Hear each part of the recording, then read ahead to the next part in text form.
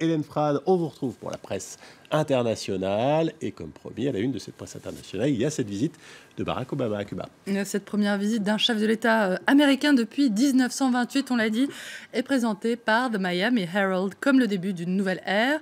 De la guerre froide à l'accueil chaleureux, titre le quotidien, qui raconte que les Cubains ont scandé USA, USA à l'arrivée du président américain et non le traditionnel Yankees go home, rentrez chez vous les Yankees. Obama leur aurait d'ailleurs rendu la politesse en demandant sur Twitter « Que bola Cuba ?» Comment ça va, Cuba ? Un enthousiasme nettement moins perceptible néanmoins du côté du site cubain dissident 14 Medio, qui affirme que l'arrivée du président Obama a été précédée, entre autres, par l'assignation à résidence du pasteur et opposant Mario Félix Leonard, empêché de se rendre à La Havane, tandis qu'une cinquantaine de membres des Dames en Blanc, le mouvement qui réunit les proches des dissidents emprisonnés et d'autres militants, ont été durement réprimés, je cite, hier, après leur habituel rassemblement dominical sur la Quinta Avenida de La Havane. Une répression nullement évoquée sur le site officiel cubain du journal Granma, qui montre, on le voit, le président Obama et ses filles en goguette visitant La Havane, la Plaza de Armas, au cœur de La Havane, sous la pluie. Voilà, donc on a des belles images dans la presse officielle cubaine. La presse internationale, elle s'interroge sur la portée de cette visite. The Guardian évoque un moment semblable à la chute du mur de Berlin, rien que ça qui a mis fin à la guerre froide, tandis que The Wall Street Journal présente le président Raúl Castro comme un dirigeant moins dogmatique, plus pragmatique que son frère fidèle. Une personnalité plus à même donc de faire opérer un changement à Cuba, même si le journal dit imaginer l'évolution politique de l'île davantage vers une sorte d'oligarchie à la russe plutôt que vers une démocratie de type occidental. Changement politique en vue, vraiment. Obama vient, Cuba reste, sous-entendu la même, prévient l'édito de 5 septembre, un site officiel cubain, qui évoque le dégel des relations entamées il y a un peu plus d'un an et la visite d'Obama comme le résultat de l'obligation dans laquelle se trouveraient les États-Unis de reconnaître le projet social cubain, je cite.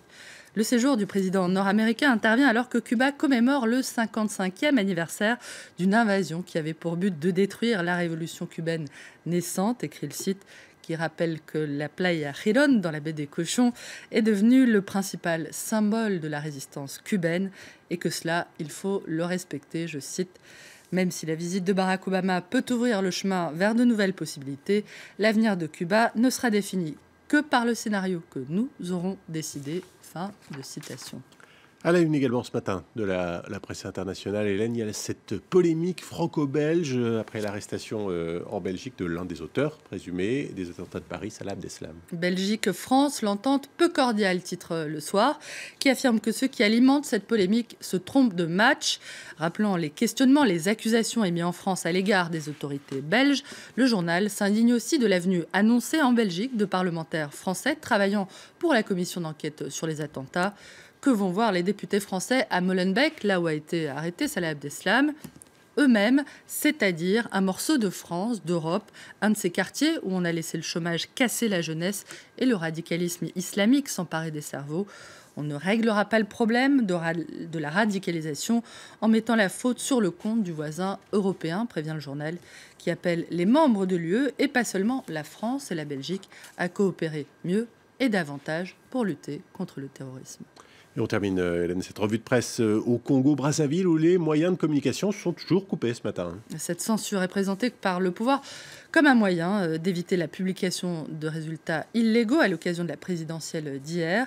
C'est ce que rappelle l'Humanité, qui rappelle aussi que l'UE a jugé les conditions pour un scrutin transparent non réuni et a renoncé à envoyer des observateurs. Sans surprise, annonce l'UMA, le scrutin devra reconduire le président sortant au pouvoir depuis 37 ans. Denis Sassou Nguesso défend son trône, écrit l'UMA, tandis que le site du Monde évoque un vote sans surprise à Brazzaville. Rappelons que le président sortant a déjà annoncé qu'il comptait bien l'emporter dès le premier tour. Merci, Hélène Frade. C'était donc la revue de presse internationale.